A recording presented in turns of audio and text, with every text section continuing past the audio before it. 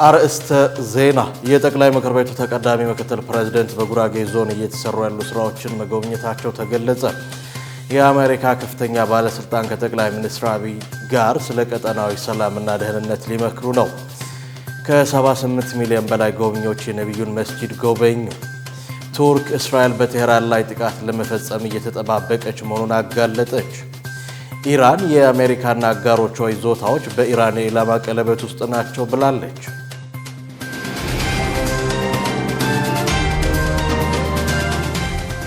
አሰላሙ አለይኩም ወራህመቱላሂ ወበረካቱ። ክቡራትና ክቡራን የነጃሺ ቲቪ ተመልካቾቻችን እንደምን አምሽታችኋል? ከመረጃዎቹ ጋር ሰኢድ መሐመድ ነኝ። አብራችሁን ቆዩ። የጠቅላይ ምክር ቤቱ ተቀዳሚ ምክትል ፕሬዝዳንት በጉራጌ ዞን እየተሰሩ ያሉ ስራዎችን መጎብኘታቸው ተገለጸ። የጠቅላይ ምክር ቤቱ ተቀዳሚ ምክትል ፕሬዝዳንት ሼክ አብዱልከሪም ሼክ በድረዲን የአልሂዳያ ኢስላማዊ ዩኒቨርሲቲና የማስፋፊያ ግንባታ ላይ የሚገኘውን አብሬት ሀሪማ መጎብኘታቸው ተገልጿል። ተቀዳሚ ምክትል ፕሬዝዳንት ሼክ አብዱልከሪም ሼክ በድረዲን ጥንታዊና ታሪካዊ የአብሬት ሼክ ሀሪማ ታሪካዊና መንፈሳዊ ቅርስነቱ ተጠብቆ ግንባታው እየተከናወነ መሆኑን በጉብኝቱ ወቅት ተናግረዋል። ግንባታው በአጭር ጊዜ ተጠናቆ ለአገልግሎት ክፍት እንዲሆን እየተደረገ ላለው ጥረት ምስጋና ያቀረቡት ሼክ አብዱልከሪም ሼክ በድረዲን ጠቅላይ ምክር ቤቱ ልዩ ድጋፍ ከሚያደርግላቸው ታሪካዊ መስጂዶች አንዱ የአብሬት ሼክ ሀድራ መሆኑንም ጠቅሰዋል። በሌላ በኩል ምክትል ፕሬዝደንቱ በጉራጌ ዞን ጉመር ወረዳ እየተገነባ የሚገኘውን የአልሂዳያ ኢስላማዊ ዩኒቨርሲቲ መጎብኘታቸው ተገልጿል። ዩኒቨርሲቲው በተያዘለት ጊዜ እንዲጠናቀቅ ህዝበ ሙስሊሙ ሁሉን አቀፍ ድጋፍ ማድረግ ይጠበቅበታል ያሉት ሼክ አብዱልከሪም ግንባታው እዚህ ደረጃ እንዲደርስ በእውቀታቸው በገንዘባቸውና በጉልበታቸው አስተዋጽኦ እያደረጉ ለሚገኙ አካላት ምስጋናቸውን አቀርበዋል።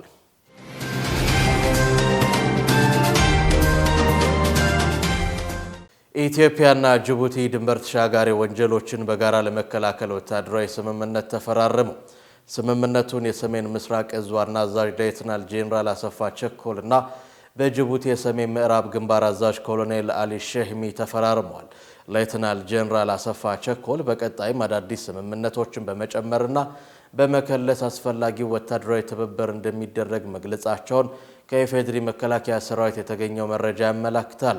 ለአንድ ቀን በተካሄደውና መግባባት ላይ በተደረሰበት ውይይት መዋቅርን ማቋቋም፣ ወቅታዊና ደህንነቱ የተጠበቀ መረጃ መለዋወጥ፣ ድንበር ተሻጋሪ የወንጀል ድርጊቶችን መከላከል የሚሉና መሰል በርካታ ጉዳዮች ተነስተዋል። ዘገባው የስፑትኒክ ነው።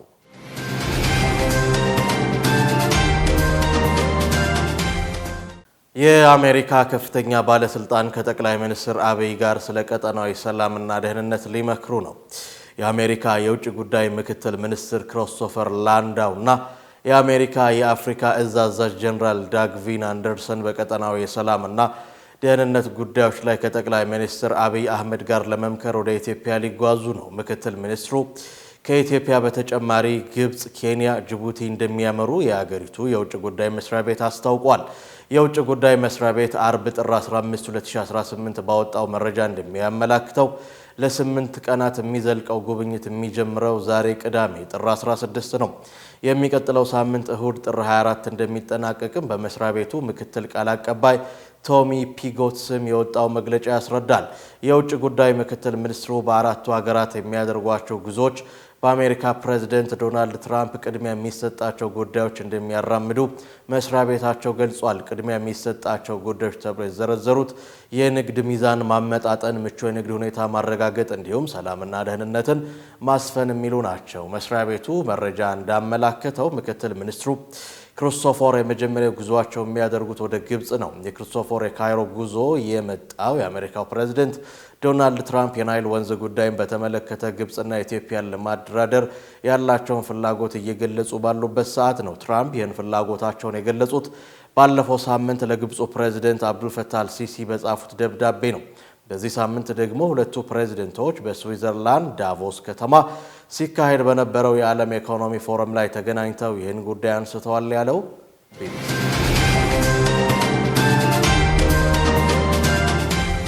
የትራምፕ አስተዳደር የኢትዮጵያውያን የጥበቃ መብት ያነሳው በዘር ጥላቻ ላይ ተመስርቶ ነው የሚል ክስ ተመሰረተበት።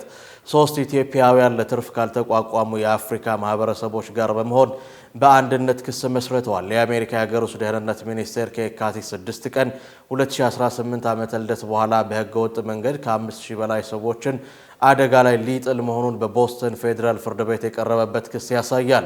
ሚኒስትሯ ክርስቲ ኖም ነጭ ባልሆኑ ስደተኞች ላይ ህገ መንግስትን መሰረት ባላደረገ ጥላቻ ላይ የተመሰረተ የ60 ቀናት ማስጠንቀቂያ በህገወጥ መንገድ የኢትዮጵያውያንን ህጋዊ መብት እንዲያቋርጡ ከሳሾች ተናግረዋል። ሐሙስ ዕለት በማሳቹሴትስ የአሜሪካ ዲስትሪክት ፍርድ ቤት በቀረበው አቤቱታ መሰረት ለኢትዮጵያ ተሰጥቶ የነበረው የጊዜያዊ ጥበቃ ሁኔታ በመሰረዙ የአስተዳደር ስነ ስርዓት ህግንና የአምስተኛውን ማሻሻያ ህገ መንግስታዊ የእኩል ጥበቃ አንቀጽን የጣሰ ነው ይላል ሲሉ ምዕራባውያን መገናኛ ብዙሃን ዘግበዋል። ቱርክ እስራኤል በቴህራን ላይ ጥቃት ለመፈጸም እየተጠባበቀች መሆኑን አጋለጠች። ኢራን በበኩሏ አጸፋ ሰጣለሁ እንጂ በማንም ላይ የመጀመሪያ ጥቃት ከፍታለሁ አላለችም።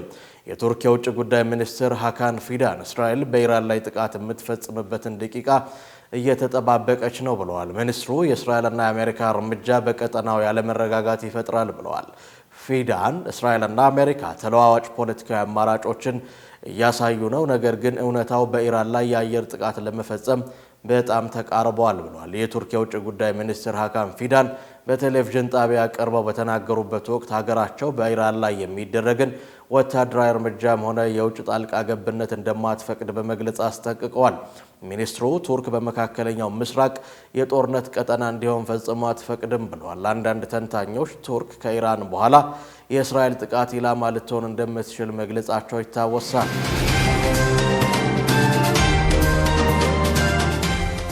ኢራን የአሜሪካና አጋሮቿ ይዞታዎች በኢራን የኢላማ ቀለበት ውስጥ ናቸው ብላለች። ኢራን ሁሉም ነገር በእይታችን ስር ነው፣ ጥቃት ከተከፈተብን በእርግጠኝነት ከባድ አጸፋ እንሰጣለን ብላለች። ዝርዝሩን መሐመድ ሚፍታህ እንደሚከተለው አዘጋጅቶታል። የኢራቅ አብዮታዊ ዘብ ኮማንደር ዋና አዛዥ አሜሪካ በመካከለኛው ምስራቅ ስለምታደርገው ወታደራዊ እንቅስቃሴ ሁሉ መረጃው አለን ብለዋል። ኮማንደሩ የአብርሃም ሊንከን የጦር አውሮፕላን ተሸካሚን ጨምሮ ሁሉም የጦር መርከቦች፣ የአሜሪካ የጦር ቤዞች፣ የሚሳይል ስርዓቶች፣ የኢንቨስትመንት ተቋማት፣ የእስራኤልና የአሜሪካ ይዞታዎች ሁሉ በኢላማችን ስር ናቸው ብለዋል። ኮማንደሩ ኢራን አጸፋ ለመስጠት ከመቼውም ጊዜ በላይ ዝግጁ ናት ያሉ ሲሆን ለድርድርም በሯ ክፍት ነው ብለዋል። የኢራን ከፍተኛ የሃይማኖት መሪ ኢራን ላይ ጥቃት ከተፈጸመባት በመካከለኛው ምስራቅ የሚገኙ የአሜሪካ ኢንቨስትመንት ተቋማትን በማውደም አጸፋ መስጠት ትጀምራለች ብለዋል። ኢራን በቀጣናው እየጨመረ የመጣውን ውጥረት ተከትሎ ወታደራዊ ምላሽ ለመስጠት ወታደራዊ ኃይሎች በተጠንቀቅ እንዲቆሙ ትዕዛዝ ያስተላለፈች ሲሆን የሚሳኤል መከላከያዎቿን፣ የሚሳኤል ማስወንጨፊያዎቿንና የጦርነት ማዘዣ ጣቢያዎቿን ዝግጁ አድርጋለች። የመካከለኛው ምስራቅ ሀገራት በኢራን ላይ ለሚደረግ ማንኛውም ጥቃት የአየር ክልላቸውን ለአሜሪካ እንደማይፈቅዱ ማስታወቃቸውን ተከትሎ ትራምፕ ከባድ የጦር መርከቦችን፣ የሚሳኤል ማስወንጨፊያና የመከላከያ ስርዓቶችን ወደ ኢራን እያስጠጉ ሲሆን ኢራን የሚያጸፋ መልስ ለመስጠት እስከመቼውም ጊዜ በላይ ዝግጁ አድርጋለች። ትራምፕ ግዙፍ ኃይል ወደ ኢራን እየሄደ ነው፣ የሚሆነውን ግን ባላየው እመኛለሁ ብለዋል። ወደ መካከለኛው ምስራቅ እንዳቀኑ ትዕዛዝ የተሰጡት አውሮፕላን ተሸካሚ የጦር መርከቦችና ሌሎች መሳሪያዎች በዛሬው ዕለት ይደርሳሉ ተብሏል። ምንም ነገር ሲከሰት ባላይ መርጣለሁ፣ ነገር ግን ኢራንን በዓይነ ቁራኛ እየተከታተልናት ነው በማለት ተናግረዋል። ትራምፕ መካከለኛው ምስራቅ ወታደራዊ ዝግጅት እያደረጉ መሆኑን የአሜሪካ ሚዲያዎች አረጋግጠዋል። የዩናይትድ ኪንግደም እና የዩናይትድ ስቴትስ የጦር አውሮፕላኖች ወደ መካከለኛው ምስራቅ እያመሩ ነው። የዩናይትድ ኪንግደም 12 ስኳድራን እና 4 የታይፎን ጀቶች ኳታር በሚገኘው የዩናይትድ ስቴትስ የጦር ቤዝ አርፈዋል። ይህ አሃዝ ትናንት በኳታር የደረሱትን የዩናይትድ ኪንግደም ተዋጊ ጀቶች ጨምሮ በቀጠናው ለጦርነት ዝግጁ ሆነው የሚጠባበቁ ዩኤስኤኤፍ አርኤኤፍ የጦር አውሮፕላኖችን ቁጥር 79 አድርሶታል። ከዚህም በላይ በርካታ ቁጥር ያላቸው የዩናይትድ ስቴትስ ነዳጅ የሚሞሉ የጦር አውሮፕላኖች ቀድመው መድረሳቸውን የተለያዩ መገናኛ ብዙሃን ዘግበዋል። በዋሽንግተንና ቴሄራን መካከል የተፈጠረውን ውጥረት ተከትሎ የዩናይትድ ኪንግደም የጦር አውሮፕላኖች ወደ ቀጠናው ማምራት ሌሎችም ሀገራት የሚሳተፉበት ጦርነት እንዳይፈጠር ስጋት ፈጥሯል። ይህንንም ተከትሎ ኢራን የሚሳኤል ኢላማዎቿን በቀጠናው በሚገኙ የአሜሪካ የጦር ቤዞችና በእስራኤል የደህንነት ተቋማት ላይ አነጣጥራ እየተጠባበቀች ነው። በርካታ ተንታኞች የኢራን ባለስልጣናት ጦርነቱ የማይቀር እንደሆነ ነው የሚያስቡት ብለዋል። በዚህም ምክንያት የአሜሪካን እርምጃ ቀንና ሌሊት እየተጠባበቁ መሆኑን ገልጸዋል። ይህንንም ተከትሎ በርካታ የአውሮፓ ሀገራት ወደ ቴል አቪቭ የሚያደርጉትን በረራ እየሰረዙ ነው። ትናንት ሌሊት ጀምሮ ኔዘርላንድ፣ ፈረንሳይና ጀርመን ወደ እስራኤል ዋና ከተማ ቴል አቪቭ የሚያደርጉትን በረራ ሰርዘዋል። በርካታ የአውሮፓ አየር መንገዶች ምንም ማስጠንቀቂያ ሳይሰጡ በረራቸውን መሰረዛቸው በመካከለኛው ምስራቅ የተከሰተውን ውጥረት አባብሰውታል። ይህንንም ተከትሎ የዓለም አቀፉ መገናኛ ብዙሃን አሜሪካ በኢራን ላይ ጥቃት ልትፈጽም ትችላለች የሚል ዘገባ እያወጡ ነው። በተያያዘም ዋሽንግተን በቴህራን ላይ አዲስ ማዕቀብ ጥላለች። ትራምፕ ኢራን የነዳጅ ዘይት ወደ ውጭ ትልክባቸዋለች በተባሉ 9 የመርከብ መተላለፊያዎች ላይ ማዕቀብ ጥለዋል። ትራምፕ የመርከብ መተላለፊያ መስመሮቹ ኢራን ከነዳጅ ዘይት ሽያጭ $1 ሚሊዮን የምታገኝባቸው ናቸው ብለዋል። ፕሬዚዳንቱ ማዕቀቡን የጣሉት በኢራን የተቀሰቀሰውን ህዝባዊ ተቃውሞ ተከትሎ ጫና ለማሳደር መሆኑን ይፋ አድርገዋል። ሁለቱ ሀገራት ጦር ለመማዘዝ ጫፍ በደረሱበት በዚህ ወቅት ማዕቀቡ ውጥረቱን ሊያባብሰው ይችላል ተብሏል።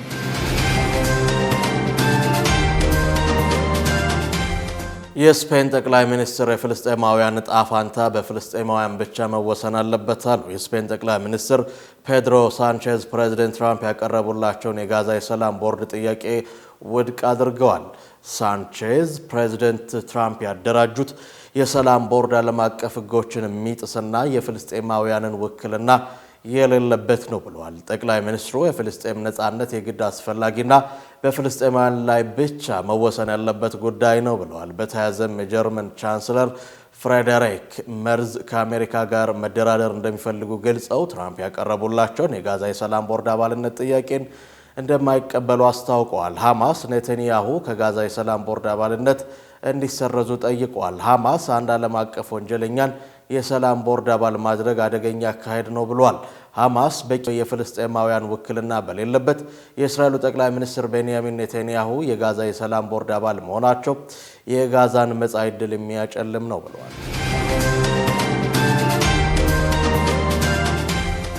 ከ78 ሚሊዮን በላይ ምዕመናን የነቢዩን መስጂድ ጎበኙ። ሁለቱ ቅዱስ መስጂዶች በረጀብ 1447 ከ78.8 ሚሊዮን በላይ ጎብኚዎች ተቀብለዋል። በረጀብ ወር 1447ኛ ዓመተ ሂጅሪያ የተመዘገቡ ከ78 ሚሊዮን በላይ የሁለቱ ቅዱሳን መስጂድ ጎብኚዎች ናቸው። የኡምራ ተጓዦች ብዛት 14875 በመሆን የተመዘገበ ሲሆን በታላቁ መስጂድ ውስጥ የተመዘገቡ ሰጋጆች ደግሞ 3454367 ናቸው። 54402 ሰጋጆች በሂጅር ኢስማኤል በነቢዩ መስጂድ ውስጥ ለአምልኮ ተግባር ተገኝቷል። 2,574,429 ሰጋጆች ረውዳን የጎበኙ ናቸው።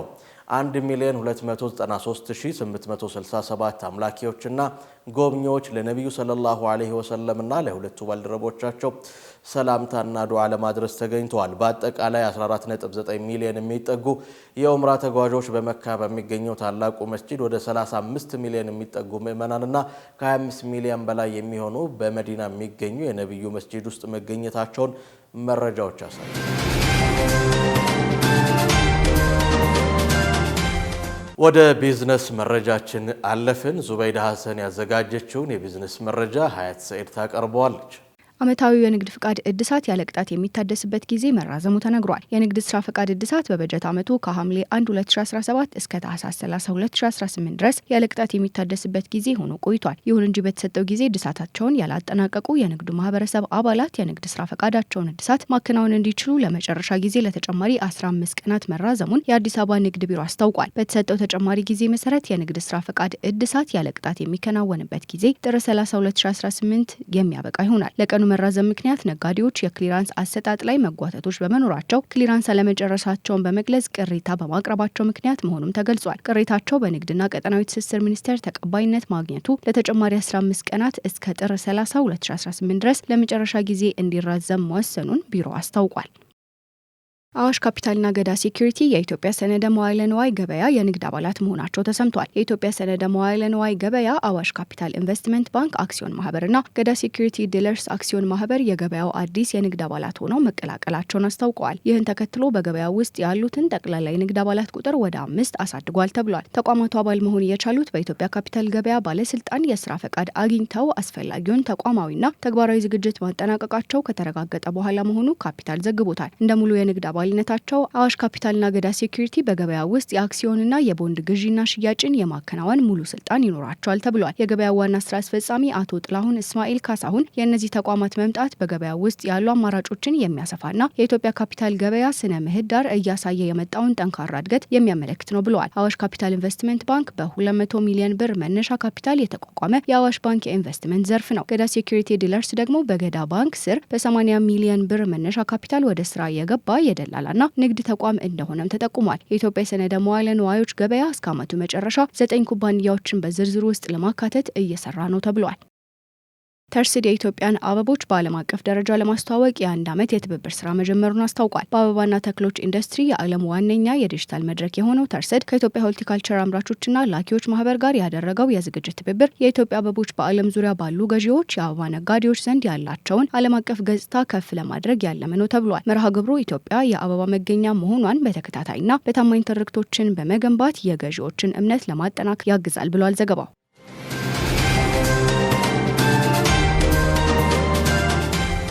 በመጨረሻ ዕለታዊ የድንቃ ድንቅ መረጃችንን የምናደርስበት ሰዓት ላይ እንገኛለን። ኢማን መሐመድ ያዘጋጀችውን ሀያት ከማል ታቀርበዋለች። ለረጅም ሰዓታት ምግብ በማብሰል የዓለምን ክብረ ወሰን ሰብር ያለው በሚል ሲያጭበረብር የነበረው ሼፍ መታሰሩ ተሰምቷል። ጋናዊው ወጣት ከጊነስ ቡክስ ተሰጥቶኛል ያለውን ሐሰተኛ የምስክር ወረቀት በማሳየት ከተለያዩ ተቋማት የገንዘብ ድጋፍ አግኝቷል ተብሏል። ጋናውያን የዓለም ድንቃ ድንቅ መዝገብ ሪከርድን ለመስበር የተለያዩ ሙከራዎችን በማድረግ ይታወቃሉ። አቤኔዘር ስሚዝ የተባለው ጋናዊ ምግብ አብሳይ ወይም ሼፍ ለ802 ሰዓታት ከ25 ደቂቃ ያለማቋረጥ ምግብ በማብሰል የዓለምን የድንቃ ድንቅ መዝገብ ሪከርድ መጨበጡን ያስታወቀው ይፋ ጋዜጣዊ መግለጫ በመስጠት ነበር። ወጣቱ ሼፍ ለረጅም ሰዓታት ምግብ በማብሰል የሪከርዱ አዲስ ባለቤት መሆኑን ከመግለጽ ባለፈ በራሱ የሰራውን ከዓለም ድንቃ ድንቅ መዝገብ ተሰጥቶኛል ያለውን የምስክር ወረቀት ለማረጋገጫ ይዞ ቀርቧል። መረጃው የደረሰው የዓለም ድንቃ ድንቅ መዝገብ በቃል አቀባይ በኩል ባወጣው መግለጫ አቤኔዘር ስሚዝ የተባለው ያቀረበው የምስክር ወረቀት ሐሰተኛ መሆኑንና የሪከርዱ ባለቤት ነኝ ብሎ ያሰራጨው መረጃ እውነት እንዳልሆነ አረጋግጧል። ወጣቱ ባሳለፍነው መጋቢት ወር በዋና ከተማዋ በሚገኝ የገበያ ማዕከል ለረጅም ሰዓታት በማብሰል ሪከርዱን ለማሻሻል ሙከራ ሲያደርግ በጋናውያን የማህበራዊ ትስስር ገጾች ተጠቃሚዎች ዘንድ እውቅናን አግኝቶ ነበር። ይህን አጋጣሚ በመጠቀም ከጥቂት ጊዜያት በኋላ የሪከርዱ ባለቤት እንደሆነ በመናገር ከተለያዩ ስፖንሰሮች ገንዘብ ሲቀበል የነበረ ነው የተባለው አቤኔዘር ከስፖንሰር አድራጊዎቹ ጋር በተፈጠረው አለመግባባት የሪከርድ ባለቤትነቱን ለማወጅ በሰጠው ጋዜጣዊ መግለጫ አጭበርባሪ መሆኑ ተደርሶበታል። በአሁኑ ወቅት በፖሊስ ቁጥጥር ስር የሚገኝ ሲሆን እስካሁን ምንም አይነት ክስ እንዳልተመሰረተበትም ተሰምቷል። ጋናውያን ክብረ ወሰን በመስበር ስማቸውን በዓለም ድንቃ ድንቅ መዝገብ ለማስፈር የተለያዩ ሙከራዎችን በማድረግ ይታወቃሉ። በቅርቡ የታማላ ከተማ ነዋሪቷ ኃይላቱ አብዱረዛቅ የተባለችው ሴት ያለማቋረጥ ለረጅም ሰዓታት ምግብ በማብሰል ሪከርዱን ለመስበር ሙከራ ያደረገች ሲሆን ባለፈው ዓመት ደግሞ አፉዋ አሳንቲዋ የተባለች ጋዜጠኛ ለረጅም ሰዓታት በመዝፈር ሪከርዱን ለመያዝ ሙከራ ማድረጓ የሚታወስ ነው። በአሁኑ ወቅት ለረጅም ሰዓታት ምግብ የማብሰል ሪከርዱን ይዞ የሚገኘው አየርላንዳዊው ሼፍ አለን ፊሸር ነው። ፊሸር ከዚህ ቀደም ናይጄሪያዊቷ ሼፍ አስመዝግባው የነበረውን 93 ሰዓት ከ11 ደቂቃ ሪከርድ ወደ 119 ሰዓት ከ57 ደቂቃ ከ16 ሰከንድ በማሻሻል የሪከርዱ ባለቤት መሆን ችሏል።